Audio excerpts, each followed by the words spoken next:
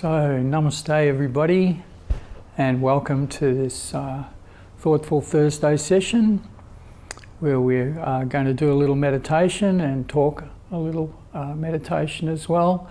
But before we get started, let's just have a brief breathing focus.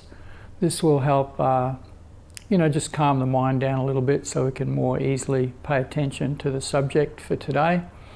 So we're going to focus on our breathing for a little bit, and then we're going to also focus on a yoga mantra and as we go along. So we'll do this for probably 5-10 minutes, and then after that we'll get into our talk on the origin of Kirtan, and after that we'll have a little Kirtan to finish off, a little Kirtan meditation. So I'm just going to get this soundtrack going. And in the background you're going to hear this mantra, Gauranga. But before we go to that, let's just have our eyes closed and put our attention onto the breath. Don't need to do anything else. Breathing in through the nose and having our attention on the breath.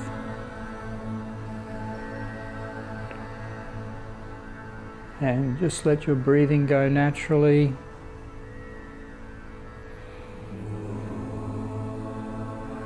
As you're focusing on the breath in this way, you should be finding that it'll be slowing down automatically and becoming a little deeper.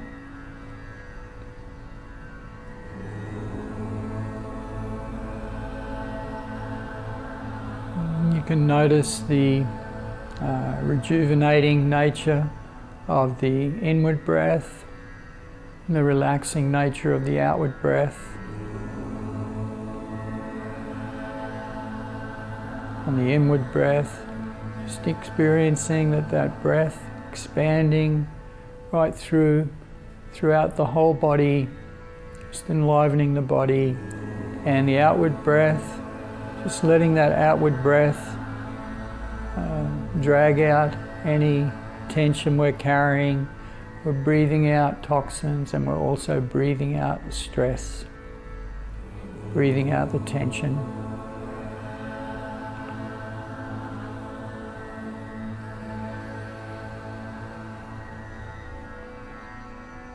So we're now going to focus on this beautiful yoga mantra you can hear in the background. This mantra, Gauranga, and it means the golden one, the golden.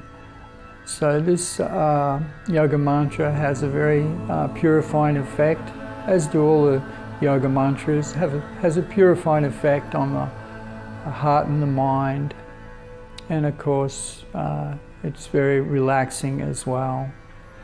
So the way we're going to do this practice on our inward breath, we're just going to simply listen to the mantra, or just focus on the mantra silently in your mind, and then on the outward breath we can say the mantra out loud, just like you hear it in the background. So we'll just go for a few minutes with this practice. And the idea is, we're attentive in our focus, but not overly, worried about it too much. It's not a stressful focus, just a very relaxed focus. And if your mind wanders away, then we just gently bring it back to the sound. Okay, so just let this mantra enter into your ears, let it wash over your mind, and embrace it in your heart.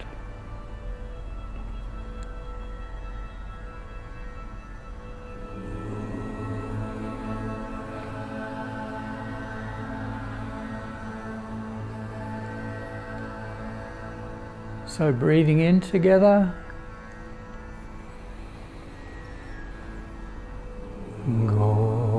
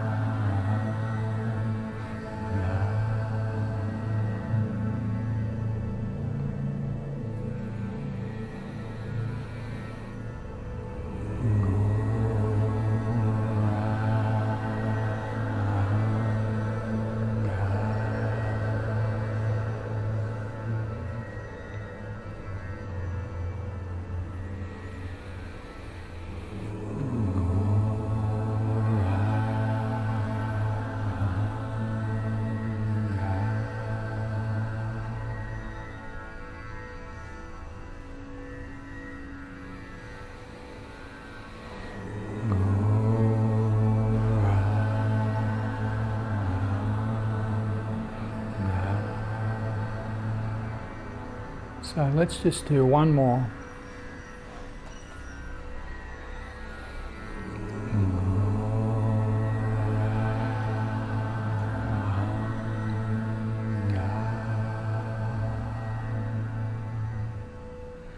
So we'll just finish off by just putting our attention back onto the breath again for a moment or two. Inward breath enlivening, refreshing, the outward breath relaxing.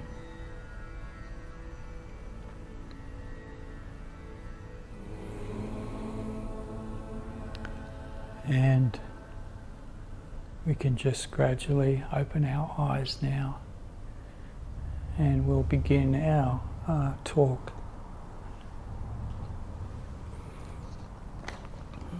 So I want to start with just reading a couple of lines from the advertisement that went out for this talk about the origin of Kirtan, just to get us, for anybody who maybe is just tuning in, wasn't sure what's going to happen. So this was the advertisement. In modern times, great numbers of people are tuning into the wonderful yoga practice of Kirtan meditation, sometimes without even knowing what Kirtan is really all about. And so in this week's Thoughtful Thursday session, we'll be discussing the origin and the real purpose of Kirtan. So I'm going to start pretty much from the very beginning. I'm going to assume that there's some people watching who've never even heard of the word Kirtan before, or not until today at least. You don't really know what it's all about. So the first thing I want to say is it's just popped into my mind now that I had an experience many years ago. I've been practicing Kirtan, chanting meditation, and teaching people how to do it for quite a few years now. And I remember an incident many years ago at a festival that I went to with some of my friends, and we had this big kirtan session. Kirtan basically means when, you know, 2 or 3 or more, or sometimes up to 40, 50, even more people, sometimes even huge crowds of people are basically chanting together yoga mantras. In olden times, you know, mantra chanting of yoga mantras was a part of yoga practice. It's been a part of yoga practice since the very beginning, since time immemorial, as it's sometimes said. But this chanting together in large groups of people is relatively a recent event, a recent happening, so to speak. Previously, yoga mantras were always chanted individually, like solely, like, see, for example, how I'm sitting now like this, I've got my eyes closed, people would go, you know, their mantra, Om,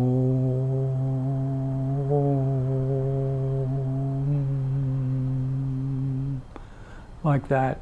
And sometimes, you know, we still, some yogis are still meditating that way, and of course this is very wonderful. But kirtan was this loud singing of mantras, and it made it a very joyful practice and a very easy practice. So getting back to my, I was reminded at this festival we went to, and we had this big kirtan meditation going, and at the end of it, we were going for probably half an hour or so, and at the end of it, this girl who was there were a lot of people there who'd never done any meditation before, she had just joined into the meditation. And this is another you know, interesting point about kirtan. Anybody can just tune into it just like that without even knowing or understanding. In fact, you know, as this lady later said, you know, at the end of it, she was looking, after we stopped, she was kind of like looking around for somebody to talk to and ask about it. She's going, oh, what is this anyway? After doing the practice for half an hour and having a wonderful time, chanting and dancing and so on, what is it? She didn't even know what she was doing. So this is kirtan, and you know, later one of my friends explained to her what was going on. These yoga mantras are spiritual sound vibrations, and they have a purifying effect on the heart and the mind, and they, you know, make it so that we can tune into our spiritual nature and realize our natural relationship with the divine, with the Supreme Soul. So this is, it's actually very, very easy to explain what kirtan is. I've just done it, basically. It's a very, very simple practice. And of course, as we just mentioned, it's so powerful and effective that even if you don't understand what you're doing, the practice itself is very effective. It's very purifying. And this is why even children can benefit from it. Anybody can benefit from this practice very, very quickly. So, concerning the origin was, this is also a very simple point to understand as well. Previously, like we're saying, meditation was this. For countless thousands of years in yoga history, this was meditation. You sit like this, and you're either, you know, working with your mind in some way, and often, you know, verbalizing a mantra so that you can hear the mantra and have that purifying sound. So this is very wonderful, but the only problem with it is it's actually very difficult to engage in that kind of practice. It was basically just limited to very few people, the serious yogis, so to speak, who would go off to the mountains or the forest and so on. They'd need to go into seclusion, basically, and it was a lonely life in a lot of ways. Sometimes groups of people would go off and live in hermitages and so on. They'd have their little spiritual village, so to speak, but basically everybody would spend their time, much of the time, alone like this. And as you can imagine, it was not very easy to do. A person had to be very dedicated. Almost, you couldn't have a family. It was almost all the people who engaged in that kind of spiritual development were single, they were celibate. So, and a lot of the regular people getting married and had their jobs and so on, trying to survive, what was left for them? They were on the outskirts, so to speak. And it was very, like we're saying, it was a very difficult kind of practice. And a lot of people just didn't opt for it. They just preferred to stay in their regular life, so to speak. So around about 500 years ago, there was a great, very wonderful personality in the history of yoga named Chaitanya, or Chaitanya Mahaprabhu. Mahaprabhu means the great master of masters. So Chaitanya appeared around about,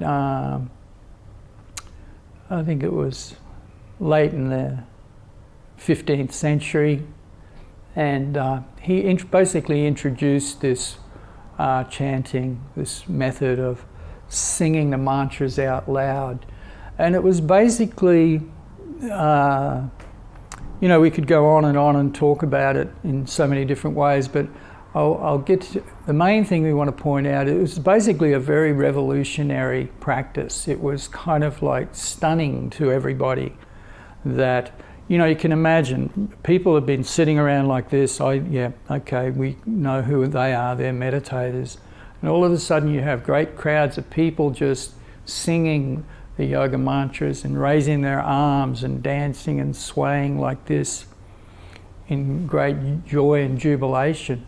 There was no, it was a completely different experience, and a completely different visible experience as well, completely different visually and, on the ears as well. So it was, he caused quite a stir, quite a disruption. People were, what's happening? What are you doing? And but the influence of Chaitanya was so profound. He was not only physically very imposing, he was said to have beautiful features. He was just amazing to look at. And he was also in his character, he was very humble and kind and compassionate. So these characteristics of his qualities and his physical beauty, and also the nature of the kirtan, and he'd hold these big festivals, and people would be fed and people would be singing and dancing. It all combined so that people were very much entranced by this method of meditation. And basically he captured people's hearts, as it's sometimes said in some of the biographies which are written about him. He captured the hearts of people, and he charmed them, basically. So people were wrapped in this meditation practice. Now, there was some criticism as well. As we were saying, not everybody latched onto it straight away. There was some criticism, and the criticism was both in terms of the practice itself and also the philosophical basis for it. And this is what I wanted to spend a few minutes talking about today, the philosophical basis for kirtan. What's it actually mean? What does it mean to be chanting these names or these yoga mantras? What's the purpose of it? And so I'll just backtrack a little bit and just give a very brief synopsis of yoga philosophy as it's explained in the Bhagavad Gita and a number of other yoga texts. So there's my teacher has summarized this whole philosophy into 3 very simple points. Number 1, we're distinct. You are distinct from your physical body. There's a difference between you and your physical body. The real you are spiritual in essence. you're eternal. You're an eternal spiritual soul, a spiritual being, a spiritual living entity. And in the situation now, we've got a temporary material body. So the body is temporary, the real you is eternal. The next point is that this spiritual soul or the spiritual entity, we're not, each one of us here, myself, I'm an individual sitting here in front of you, you at home, we're all individuals. We're not just, we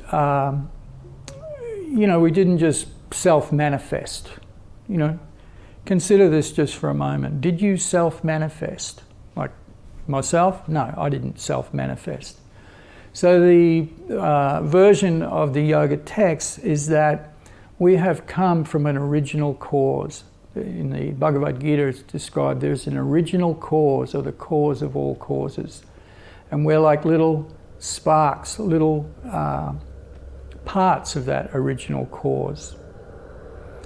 And the analogy that's always given in the yoga text, which explains this, is like the original cause is like a great fire, and each one of us is like a little spark of that fire.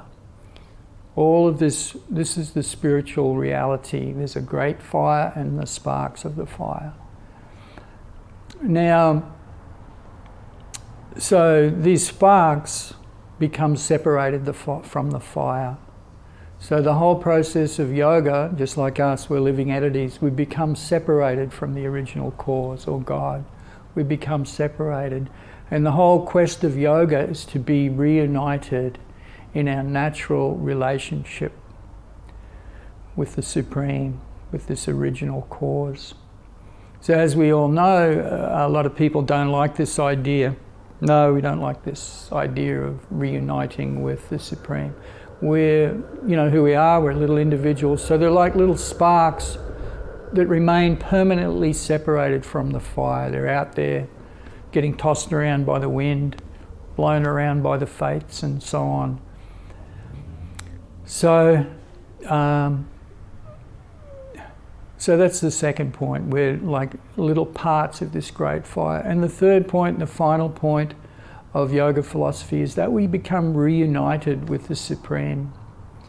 And we do this very simply by the practice of meditation, by basically putting our attention back onto the original cause, the cause of all causes, or God. And we do this by meditation. And especially, as we're saying, like when you see these yogis like this, that's what they're doing. They're focusing on the mantra. They might be saying Gopala, Om Hari Om, or they may be saying the Krishna mantra, Hari Krishna, Hari Krishna. Different mantras, all meant to make it so that we can focus on our natural relationship with the Supreme. So this is a very important point in yoga teaching, where it's a natural relationship. This is not an unnatural thing. It's the most natural thing in the world. The spark of the fire is united with the fire. That's its natural position. That's where it should be. And this is who we're related to eternally. We can't say we never came from the fire. We did. So the purpose of yoga, meaning union, means that we become reunited with that fire. So this is a basic idea of, this is the basic understanding of all yoga philosophy. Of course, there's many details that we can get into, but that's the basic synopsis of it, and it's the basic understanding behind any genuine meditation. There's so many different kinds of meditation, to calm the mind and, steady the mind and clear the mind and so on. This is, it's not bad, but it's not complete either. When we're talking about genuine, complete meditation, we're talking about the spiritual soul, the spark, being reunited with the Supreme Spark. And we can do this very easily especially by the practice of kirtan. It's very easily done by kirtan meditation when we're sitting with other people, singing these mantras in a group, so to speak, congregationally. It makes your meditation very easy. Just try and consider it. Anyone can understand this. It's not, very difficult. The difference between, okay, I'm sitting on my own, I'm going to try and meditate, or I'm going to be with a whole bunch of other people who are meditating. What's easier? Well, we know. Just like the girl I was telling you about before. She found it very, very easy, didn't even know what was happening. She tuned in, and already by just being in that environment, the meditation practice was doing its work of purification, purifying our heart. So I'm kind of running out of time quite quickly, as often seems to happen, but I'm going to go to this point at the risk of extending this talk, which I didn't really want to make it that long, but I want to go to this point of, and it's relevant to kirtan practice in modern times, and that is that this philosophy which I just mentioned, this understanding, it's basically known as dualism, that there's two spiritual principles here. One is the reality of the fire, and the other is the reality of the sparks of the fire. There's these two. So this is sometimes called dualism. So this is the philosophy that was the basis of kirtan from the very beginning. When we talk about Chaitanya introducing kirtan, we're talking about dualism as well. We're talking about this understanding that was the basis of kirtan.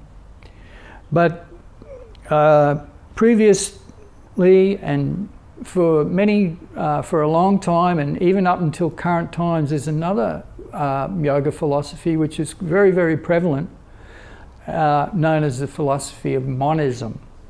So we all know dualism means two, monism one. So even by the name, we can get an understanding. So this monism idea says, no, this dualism is wrong. There is only the fire. There are no sparks. Just a fire, and that's it. So this is the idea of monism, and basically, they're saying that there is only this one spiritual entity, one spiritual universal consciousness, and that there are no individuals. And I won't get into all the details of how this philosophy just doesn't make sense on a practical level. Like, for example, you've got to figure how you out there in video land, basically this idea says you don't exist as an individual. I don't exist as an individual. There's just one big fire that's somehow manifesting in all these. Quite often, people don't like this idea of dualism. They say that there's just monism. The actual truth is monism. There's only the fire. There are no individual sparks, no individual entities. And what this means is that, of course, if you want to talk about this in practical terms, there's many problems with this idea. We can't get to all of them, but just one, a very simple one, for example, is that if somebody out there, for example, is saying, no, I disagree with you on this point, monism is actually the reality. This idea of dualism is wrong. So if somebody's going to say like that, then basically, you've got your idea, your understanding of what's what, and it's different to mine, for example, right? So in other words, your consciousness, your understanding is distinct from mine. So you've automatically proved, just by disagreeing with me, you've basically proved the reality of dualism, that there are distinct entities, and it's not actually all one at all. In fact, Chaitanya taught the truth that it's actually a combination of monism and dualism is the actual truth. And he called it this understanding simultaneous oneness and distinction. In other words, one can say that the fire and the sparks are just one, right? It's obvious. You can say that's just one reality. The sparks are part of the fire, but we can also understand that the sparks are distinct. It's like a little spark, like myself. We get carried away. You see a big fire, the spark gets carried away by the wind. So you can say the spark is a part of the fire, and you can also say the spark is distinct from the fire. So this is the actual reality. And by using this analogy, we can understand, a very important spiritual truth, as we're just saying, the reality of dualism. So the reason I bring up monism, this idea of monism, is because, in relation to our talk on Kirtan, is because unlike the understanding of Chaitanya, people have used people engage in people engage in Kirtan even though the philosophy they hold to is monism. So in a sense, it's a different kind of Kirtan practice altogether. And for those of us who are practicing Kirtan in modern times, it's good to understand this distinction, because oftentimes we don't know. Externally, as some of you may know, Kirtan is a very, very big part of yoga practice these days in modern times. Everybody's doing it. It's becoming very, very, very popular.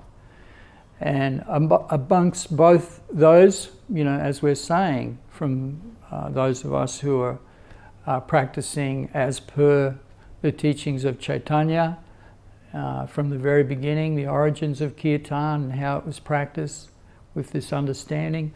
And those who are adhering to this idea of monism are also practicing Kirtan. So what it means in practical terms, there's a big difference in the attitude and the effect or the result. Because in the time of Chaitanya, and for those of us who are following that particular method or that particular mood which Chaitanya expressed, we're singing Kirtan as a type of a love song. When we're chanting our mantras, we're basically calling out to the Supreme. We're calling out to God, calling out to the Supreme Soul. Please let me be united with you in love, in a loving relationship. This is actually the culmination of all yoga practice. We often hear the expression spiritual love. So what is this spiritual love? It's not just love floating around. Love means a relationship, a loving relationship. And so when we're talking about Kirtan, we're talking about trying to cultivate a loving relationship with the Supreme by this method of singing yoga mantras or the holy names of the Supreme. Just like it's almost like a thing in even material relationships. A person will sing a love song to the one they love. They'll say their name and say, I love you, Sarah, I love you, this person or that person. So it's the same idea. We can cultivate this spiritual love. And this is, if you read any of the yoga texts, always spiritual love is the culmination. It's the end point of all yoga practice. It's the purpose of all yoga practice to have this. Sometimes it goes by the name of spiritual realization, a general term like that, but basically it's referring to spiritual love. So going back to a person who doesn't accept this idea of a relationship, there is no relationship because there's only monism, right? There's only one spiritual consciousness, one universal spiritual consciousness, which basically means that we're all God, so to speak. Each one of us is God, or the Supreme. So it might seem, a very strange thing to be saying, and to be sure, not that many people are actually expressing it the way I just said it now. Because it's too controversial and too obviously incorrect. But sometimes it goes on, and whether they say it openly like that or not, this idea actually underpins a lot of modern yoga practice and kirtan. And so when people, as opposed to the kirtan of Chaitanya since the very beginning, when people were understanding that there's a distinction between me and the person who I'm chanting to, in monist chanting, the person basically thinks they're chanting their own name, when they go. So I've got just to kind of prove what I'm saying is actually a fact, and it's out there. I've got a quote that I want to read, a couple of quotes actually, talking about kirtan, and but from the monist point of view, and just so that you can understand what people are saying in this regard in the context of monism. I won't say the person's name because I just don't want to do that, get too personal, but I can say that the person who made these statements is a very, very famous yoga guru from India, and he was very influential in the West and still is for many years. So first of all, I'll read a couple of quotes where he talks about kirtan. And he says, "People sit together and sing the names of the Lord with harmony and concord, with sudha or divine feeling. People in general find the discipline for traditional meditation very difficult, but this kirtan yoga, or the yoga of singing the Lord's names, is within reach of all." Okay, so this is what he says about kirtan, and on the face of it, it's not controversial at all. It's actually correct. It's exactly what kirtan's all about. Singing the yoga mantras makes it very, very easy compared to the discipline of, normal yoga practice where you're sitting on your own and so on. You've got to control your senses. So this part's correct. So singing the Lord's names. But then we come to what he says about this Supreme, the goal, the Lord's name. What does he mean by when he says singing the Lord's names? What is this Lord he's talking about? So this is what he says about this, the Lord's name. Man himself is God, and the entirety of spiritual practice is meant to enable man to realize his God nature, to realize that the God he has been searching for is his own self. In samadhi, or the superconscious state, the meditator, that's us, the mini soul, so to speak, loses his individuality and becomes identical with the Supreme Soul. So this is the idea of monism. Yeah, we're going to sing, just like, in general terms, yes, we're going to sing mantras and we're going to become self-realized. But the original purpose of kirtan was to realize our loving relationship with the divine, with the Supreme Soul, in a relationship of love, spiritual love. Whereas the idea of monism, their idea of chanting, is that you realize that you are God. I'm chanting and I realize I'm God somehow or other by this chanting. So there's a big difference. I hope everybody, this is the main point I wanted to get across today. And when if you're out there and you know, you're seeing kirtan or you're hearing kirtan in one place or another, this is something you want to consider about the kirtan you're listening to, or the kirtan that you're going to and engaging in, because there's a huge big difference. One leads to actual spiritual realization, and the other one doesn't lead to spiritual realization at all. Because this idea that you are God or something, you know, that you are supreme is just, it's obviously self-evidently incorrect. So this is, you know, one of the main things I wanted to focus on today, just to, you know, make it so that anybody who's practicing kirtan can, you know, fine-tune their practice if they want to tune into this actual reality of what kirtan is, and make it so that, you know, and for others, make it so that you don't be misled by a false understanding of kirtan. So the other point I want to make, just a couple of other points, and I've got a couple of quotes here I wanted to read out as well, is that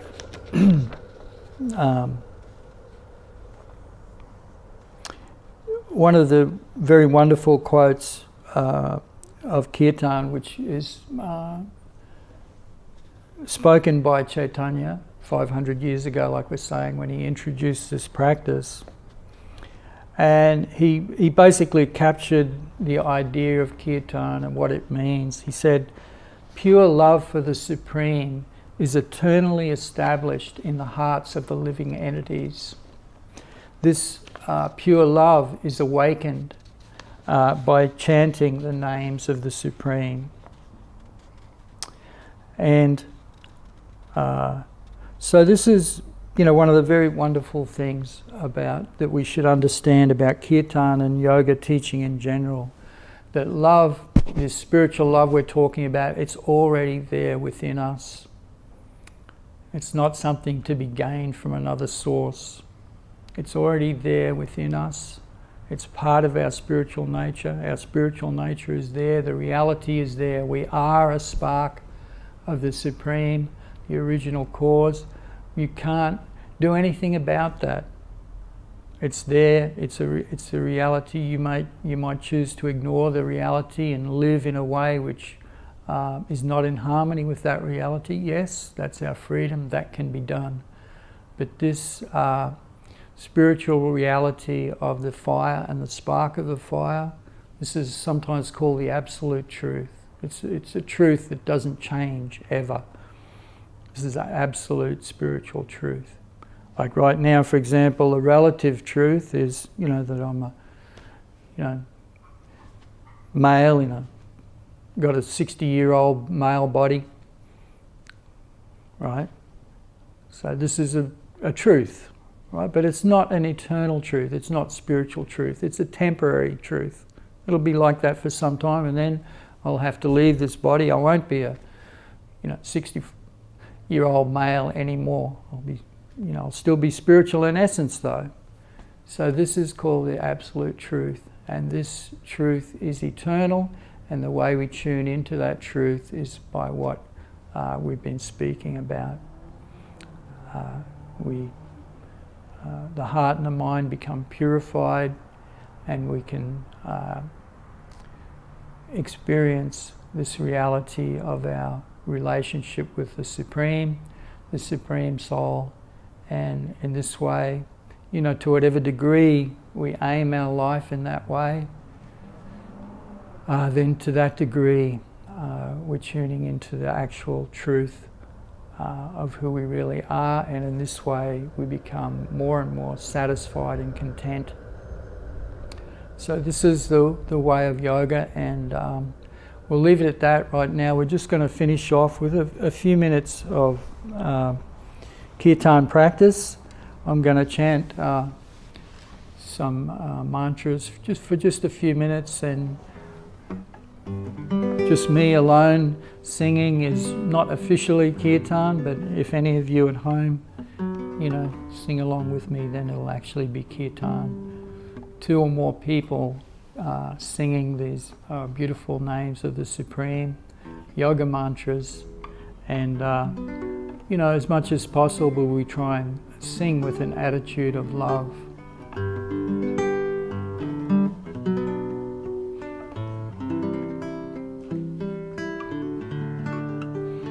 Gopala, Govinda, Rama, Madana, Mohana, Gopala, Govinda, Rama, Madana, Mohana, Gopala, Govinda, Rama, Madana, Mohana, Gopala, Govinda, Rama, Dana, Mohana, Gopala, Govinda, Rama, Dana, Mohana, Gopala, Govinda, Rama, Dana, Mohana, Gopala, Govinda, Rama, Madana, Mohana, Gopala,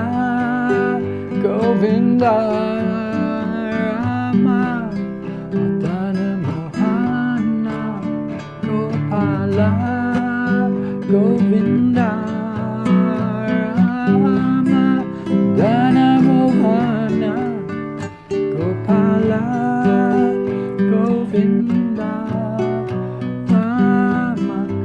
Madana, Mohana, Gopala,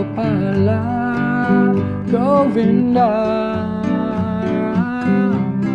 Madana, Mohana, Gopala, Govinda, Rama, Madana, Mohana, Gopala, Govinda, Rama, Madana, Mohana, Gopala, Govinda, Rama, Madana, Mohana, Gopala, Govinda, Rama, Madana, Mohana.